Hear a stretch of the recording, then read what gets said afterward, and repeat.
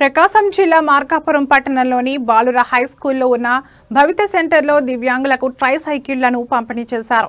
ఈ సందర్భంగా ఎమ్మెల్యే కందుల నారాయణ రెడ్డి మాట్లాడుతూ రాష్ట్రం ఎంత లోటు బడ్జెట్లో ఉన్నా సంక్షేమ ఫలాలను ప్రజలకు అందిస్తున్నామని తెలిపారు.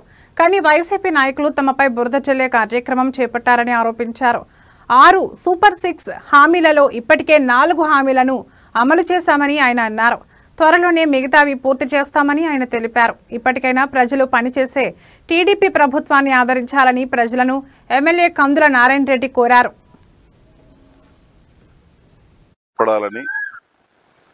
వారి జీవనం కూడా బ్రహ్మాండంగా సాగాలని ఈ ప్రభుత్వం ఎన్నో చర్యలు చేపడతా ఉంది. అందులో భాగంగా ఈరోజు భవితా కేంద్రం ద్వారా ఈ యొక్క ఎవరైతే హ్యాండిక్యాప్డ్స్ ఉన్నారో పిల్లలు వారికి ట్రై సైకిల్స్ మరియు బ్లైండ్ కిట్స్ ఇటువంటివన్నీ కూడా సప్లై చేయడం జరిగింది.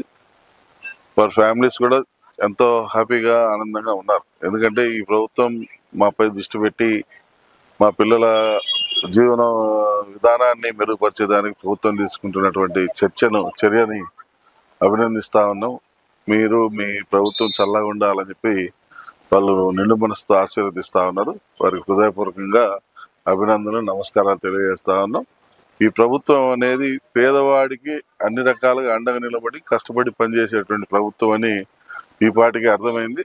కానీ కొందరు పిచ్చి కుక్కల మాదిరిగా మరుగుతూ ఉన్నారు, వాగుతూ ఉన్నారు ఇష్టం వచ్చినట్టు. వారికి ప్రజలే బుద్ధి చెప్పాలని చెప్పి కూడా మేము కోరుతా ఉన్నాం. ఇప్పటికే అర్థమైపోయింది ప్రజలు ఎవరు సక్రమంగా పరిపాలన చేశారు, ఎవరు సక్రమంగా పరిపాలన చేస్తూ ఉన్నారు అనేది కూడా అర్థమైపోయింది.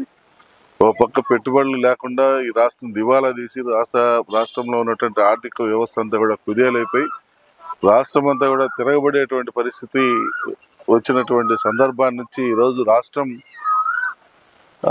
బెస్ట్ స్టేట్స్లలో 4th ప్లేస్కి వచ్చేటువంటి పరిస్థితికి తీసుకొచ్చారంటే మా నాయకులు ఏ విధంగా కష్టపడ్డారో, ఏ విధంగా మా నాయకులు వారి యొక్క పనితీరును మెరుగుపరిచారో, అధికారులు కానివచ్చు, ప్రజాప్రతినిధులు కావచ్చు, వీళ్ళందరి యొక్క సహకారం